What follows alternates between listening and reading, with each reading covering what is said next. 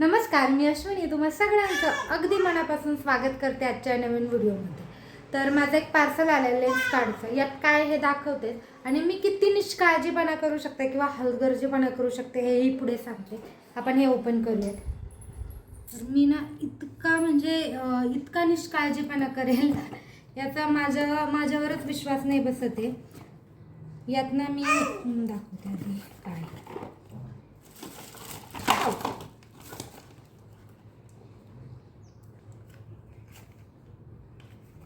ह्या लेन्स मी ऑर्डर केल्यात आणि बरेच दिवस झाले. तुम्ही पाहताही असाल की मी चष्माच वापरते व्हिडिओमध्ये, लेन्स वगैरे वापरत नाही आहे. कारण माहिती आहे काय, मी गेल्या ना 1 महिन्यापासून एक्सपायर झालेल्या लेन्स वापरते डोळ्यांमध्ये.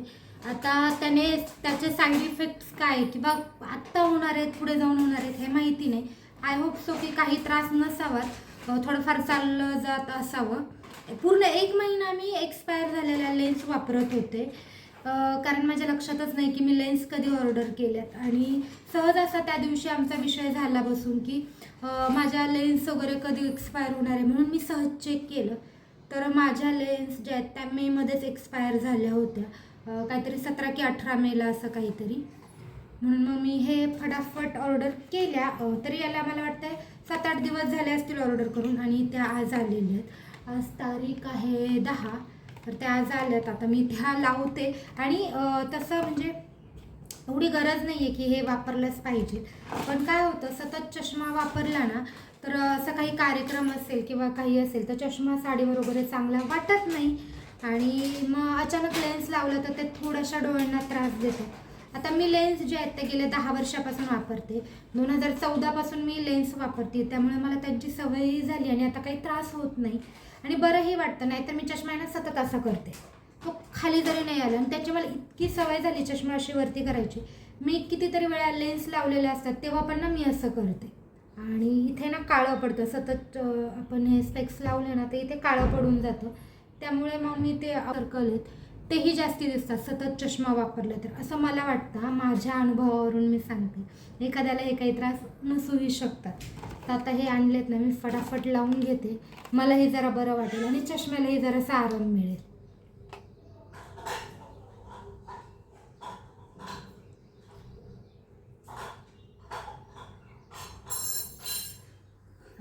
लेन्स तर लावून झाल्यात आणि मला इतकी आता सवय झाली आहे लेन्स वापरून वापरून की मला 1 मिनिटही नाही लागत दोन्ही लेन्स लावायला.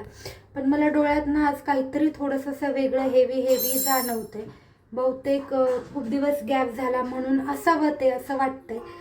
तर पाहूयात, नाही तर मला त्या पुन्हा चेंज वगैरे करावं लागेल. त्याची ती फार झंझट असते आणि त्यात ऑनलाईन मागवल्यात ना तर थोडंसं अवघड वाटतंय सगळं. तर पाहूयात, थोडा वेळ ठेवून पाहते किती फरक वाटतो किती नाही ते आणि मग ठरवते काय करायचं ते. पण ना खूप बरं वाटतं माहिती आहे का. आणि माझ्या डोळ्याखाली असं ना खूप हे डार्क होतं. हा चष्मा नसला आणि असं असेल ना तर तसं बघायलाही खूप छान वाटतं की विदाऊट चष्म्याची मी. आणि मला आहे एवढा की मी म्हणून एकटीच खेळते. तिच्या एकटीच आरडाओरडा चालू आहे, तिच्यासोबत कोणीच नाही आहे. तर छान वाटतं असं स्वतःला बिना चष्म्याचं बघायला. जेव्हा मी फर्स्ट टाईम केलं होतं ना तेव्हा मला इतकं असं भारी वाटायचं ना की चष्मा नाही, कारण ते फार बर्डन असतं चष्मा म्हटलं की. कितीही चांगला तुम्ही चष्मा घ्या, कितीही चांगला, पण विदाऊट चष्म्याचं असं बघणं आणि चष्मा लावून असणं, स्वतःला पाहणं यात फार फरक वाटतो. आज थोडेसे लवकर आले होते ऑफिसवरून. म्हणजे रोजच हे 7:30ला येतात, पण आज आले होते 5:30लाच. मग काय, मी आमच्या दोघांसाठी चहा ठेवला आणि नवन्याचं इथे चालू होतं. तिने आज जे स्कूलमध्ये आर्ट आणि क्राफ्टचं जे काही बनवलं आहे ते दाखवायचं काम. ती असं छोट्या गोष्टी जरी बनवले ना तरी म्हणजे तिच्या आजीबाबांचा जेव्हा फोन वगैरे येतो होता त्यांना ती फोनवरही व्हिडिओ कॉलवर या गोष्टी दाखवत असते आणि आम्हालाही बघायला ना ते फार छान वाटतं. कारण ह्या छोट्या गोष्टीनं खूप मजा असते. नंतर ती मोठी होईल, मोठं काही करेल तेव्हा तिला त्याचं कौतुक होईल की नाही माहीत नाही, पण आम्हाला ह्या छोट्या गोष्टींचं फार जास्ती कौतुक असतं. तिला म्हटलं चल इकडेही दाखव काय बनवलं आहेस ते. तर हे त्यांनी आज बनवलं होतं स्कूलमध्ये आणि ती छान खुश होऊन दाखवत होती. आणि मला ना संध्याकाळच्या चहाला किंवा सकाळच्या चहाला सोबत कोणी भेटलं ना फार जास्ती आवडतं. तर आज हे होते आणि जे काही मी काल सुटरफुटर मागवलं होतं म्हटलं चला चहासोबत खाऊयात. तर मला तर ते काही भेटलं नाही कारण ते नंतर नवन्यानेच घेतलं. तसं थोडं थोडं देत होती मला काढून. त्यानंतर मी आमच्या दोघांसाठी चहा घेतला गाळून आणि संध्याकाळच्या जेवणात मी मस्त असा पुलाव बनवणार होते. जे फ्रोझन व्हेजिटेबल्स मी मागवले होते ना 1-2-3 दिवसापूर्वी, तर म्हटलं चला तेच वापरून बनवूयात. म्हणून मग कढईतनं मी तेल घालून घेतलं, त्यात खडे मसाले घातले म्हणजे आपलं तेजपत्ता, दालचिनी, लवंग आणि मसाला विलायची घालून छान असं परतवून घेतलं. त्यानंतर हिरव्या मिरच्याही घातल्या, त्याही परतवून घेतल्या.